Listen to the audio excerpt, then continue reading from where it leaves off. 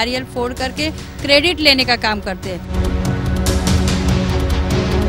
इंसान के हर कर्मों का रिजल्ट 5 साल के बाद आता है।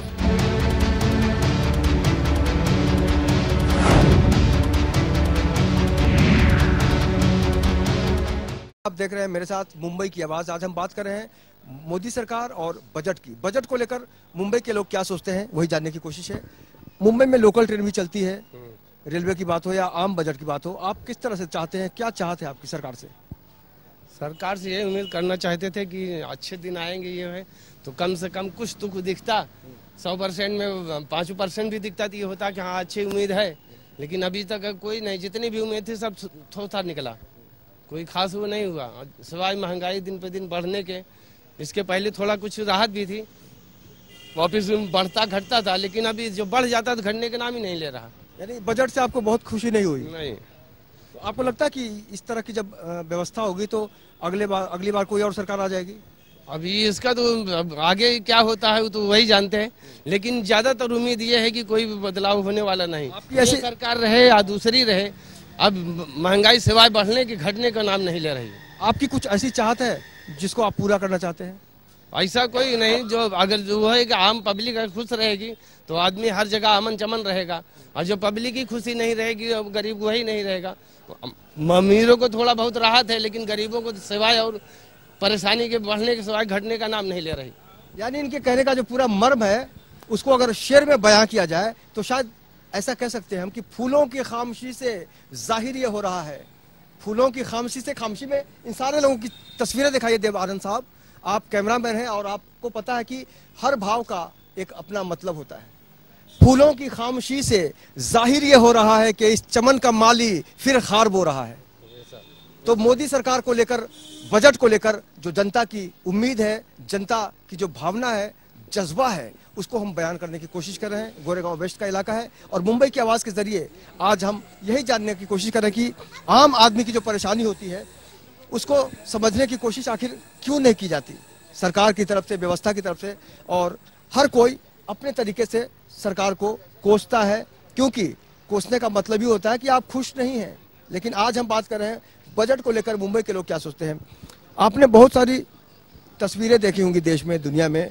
मोदी सरकार और बजट के बारे में क्या कहेंगे आप? अरे बजट के बारे में क्या कहेंगे, बजट बढ़ने के अलावा घटने वाला नहीं है।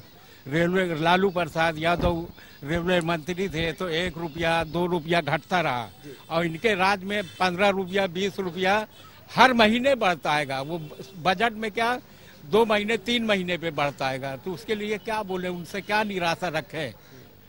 हमारे पंडित जी पक्के कांग्रेसी थे, बीजेपी में चले गए। हाँ, अब उनको खराब लगता है अगर कोई कुछ बोलता है तो कहते ऐसी बात मत करो। आपके कोई सपने पूरे हैं? आप मुंबई में हैं, आप कुछ सपना लेके आएंगे, आपके सपने पूरे हुए कभी? नहीं, कोई सपने नहीं पूरे हुए।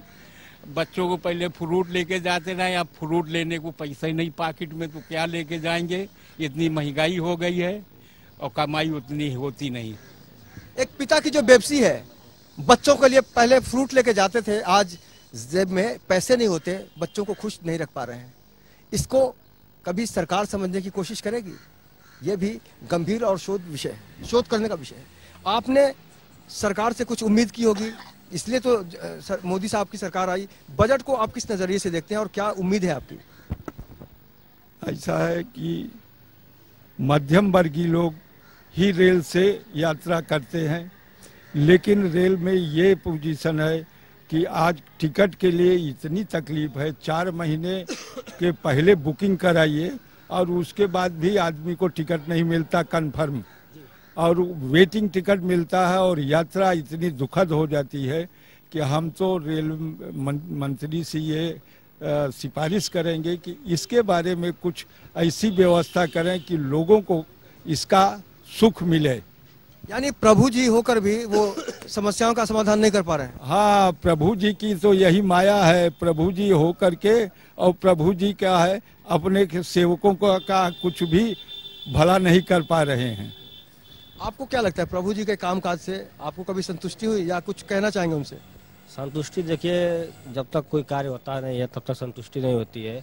ये जो है मोदी जी के जब से आए हैं 2 साल 2.5 साल 3 साल जो भी इनका हुआ है, अभी इसमें इनका बजट जो है महंगाई होती गई है। अभी दाल का ही देख लीजिए, पहले 100 था, अभी 200 रुपये हो गया है।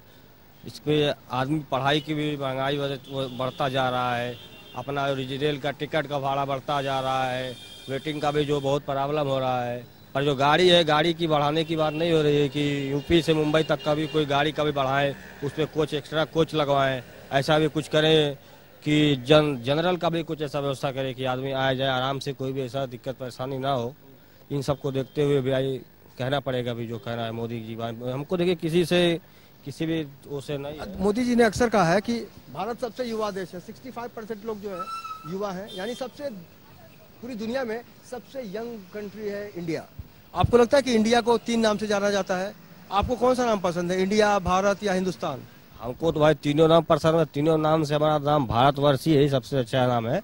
और भारतवर्ष में जो हो रहा है थोड़ा इसको अभी देखिए, रेप कांड, मर्डर, आतंकवाद है, जो सिस्टम चल रहा है पॉलिटिक्स के हिसाब से, ऐसा कुछ तो सरकार को ध्यान देना चाहिए। ऐसा आतंकवादी इतना आते हैं अपने देश में घुस जाते हैं, तो ऐसा कैसे हो रहा है? ऐसा पॉलिटिशियन का भी काम है, आपस में मिलजुल के ऐसा करते होंगे, फिर भी ऐसा होता है ना। घुसपैठ भ्रष्टाचार जो सिस्टम चल रहा है, इस हिसाब से सरकार की ही कमी है। उस हिसाब से उसको करना चाहिए, सोचना चाहिए कैसे क्या हो रहा है। हमारे जवान मारे जाते हैं, ये होता है वो होता है, इसके हिसाब से क्या है क्या नहीं आदमी को सोचना चाहिए। इसके हिसाब से जनता में जो भावना प्रकट होगी, आदमी विचार बोलेगा। कई आदमी क्या, भी देखिए अभी वो देखिए सरकारी कर्मचारियों का जो है वेतन का देख लीजिए, 7वां वेतन लगाने वाले हैं, अभी जनवरी फरवरी से लगने वाला था। उसमें उन लोगों का वेतन बढ़ेगा, पेंशन लोगों का भी बढ़ेगा। आम आदमी का क्या होगा? जिसके पास बेरोजगार नहीं है, जिसके पास नौकरी नहीं है, वो क्या करेगा? उसका जब भाव बढ़ेंगे तो आदमी, अगर आम आदमी क्या करेगा, वो कैसे अपना चलाएगा? आम आदमी क्या करेगा, वो अपना घर कैसे चलाएगा? ये सवाल आज भी यक्ष प्रश्न की तरह मुंह बाए खड़ा हुआ है। आपने कई बार देखा होगा कि सुरक्षा के नाम पर जो दावे किए जाते हैं, भारी भरकम बजट है, आपको उसके बाद लगा कभी कि आप सुरक्षित हैं इस देश में? नहीं, सुरक्षित तो कभी नहीं रहे, न सुरक्षित आज भी हैं। कोई वो नहीं होता, आतंकवादी घुस आते हैं, कैसे घुस आते हैं बॉर्डर पार करते, जब मालूम होता है कि वहाँ पे मिलिट्री लगी हुई है, वो लगी हुई है, आतंकवादी आते कहाँ से हैं, कैसे आ जाते हैं? इसमें भी सियासत होती है, सब होती है, क्या करेंगे? सुरक्षित कहाँ से हैं हम? यानी सरकार को और भी कड़क होना पड़ेगा, और भी कड़क रहना ही चाहिए। ये भारतवर्ष है, भारत देश है, यहाँ पे सुरक्षित रहना, भाईचारे से चलना। कृषि प्रधान देश है, लेकिन किसान आज बहुत बदहाल है। बहुत बदहाल है। पानी, लाइट मिलती नहीं तो वो पानी कहाँ से मिलेगा?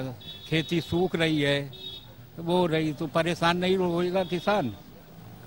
सब परेशान है किसान। अन्नदाता परेशान है, जाहिर है अन्नदाता परेशान होगा तो अन्न खरीदने वाले जो लोग हैं उनकी भी परेशानी को समझना चाहिए। सर, आपने किस तरह से माहौल महसूस किया? हिंदुस्तान में सरकार बदली है, बजट की बात हो रही है, आपने कुछ उम्मीद लगाई सरकार से?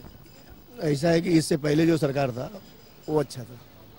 कमाई उमाई के बारे में 2 रुपया बचना जेब में बचता था, आज के डेट में बच नहीं रहा है। और जो बोले थे कि 100 दिन में 15 लाख रुपया मिलेगा, आज तक तो 15 पैसा भी नहीं आया। टैक्स को लेकर हर हिंदुस्तानी को बताया जाता है कि भैया आपको टैक्स देना होगा। आपको लगता है कि आपका जो टैक्स का पैसा जाता है सरकार के पास, उसका कुछ यूज सही ढंग से होता है? आपने कभी सोचा इस बारे में? उतना कमाई नहीं रह गया तो टैक्स कहाँ से भरेंगे? उतना कमाई होना चाहिए था। कमाई जो पहला था, कमाई एकदम जीरो हो गया आज के डेट में, और कुछ नहीं।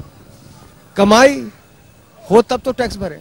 आपसे जानना चाहेंगे कि सुरक्षा को लेकर जो स्थिति बनती है आज देश में, कोई भी चलाता है आतंकवाद के नाम पे, सरकारों के ऊपर आपस में ही लड़ने झगड़ने का काम देखते हैं विपक्ष के द्वारा, इसको कभी आप उम्मीद करते हैं कि भारत एक दिन खुशहाल देश होगा?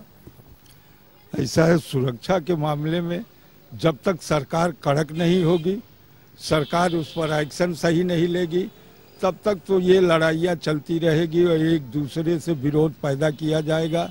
राजनीति में सब विरोध पैदा करते हैं, लड़ाई झगड़े होते हैं और उसका हल कुछ नहीं निकलता है।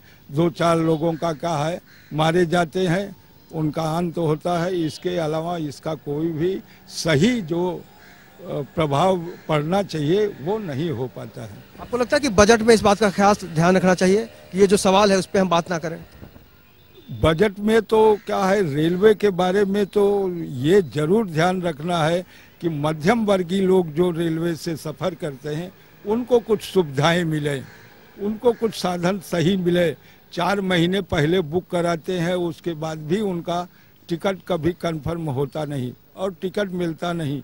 दलाली इतना जोरों में चलती है जिसमें रेलवे के कर्मचारी और अन्य व्यक्ति मिल करके ये काम करते हैं, जिससे जनता को तो उसकी तकलीफें रहती ही है, जनता को कोई उसका फायदा नहीं मिलता। प्रभु जी भी शायद नहीं समझ पा रहे हैं जनता की परेशानी। अब प्रभु जी तो सब समझते हैं, लेकिन जब उस पर करें, उस पर ध्यान दें तो न आगे की गाड़ी चलेगी।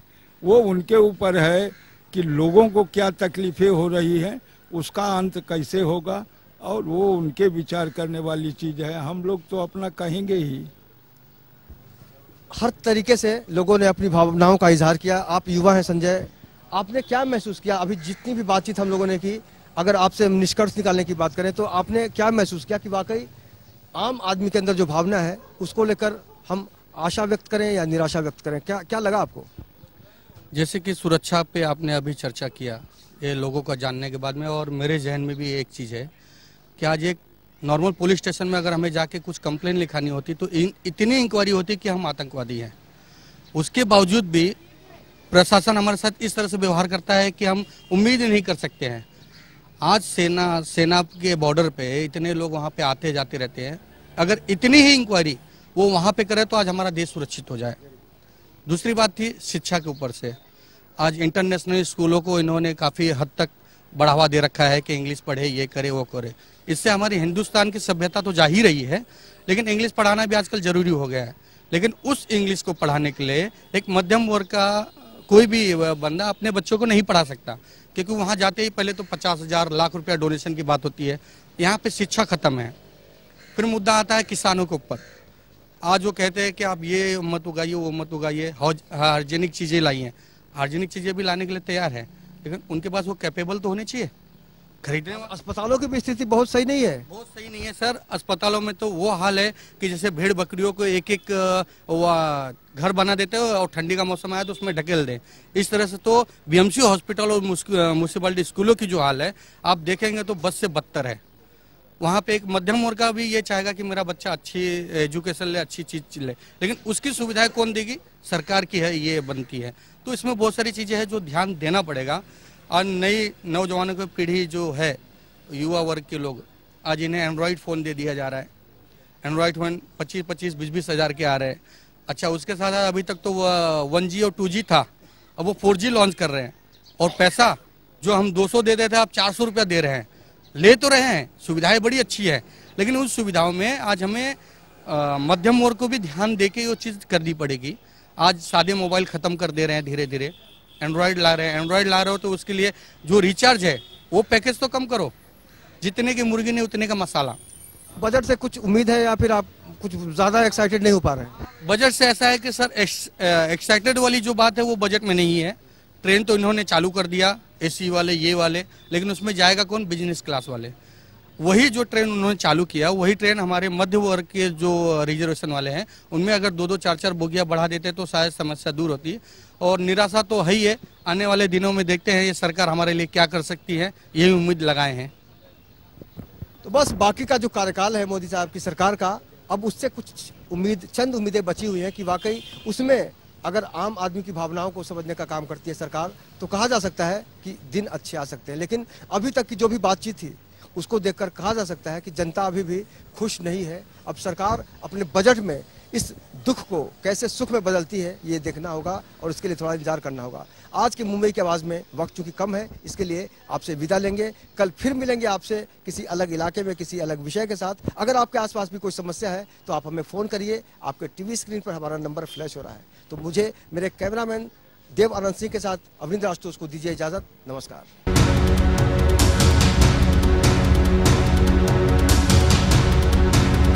नारियल फोड़ करके क्रेडिट लेने का काम करते हैं।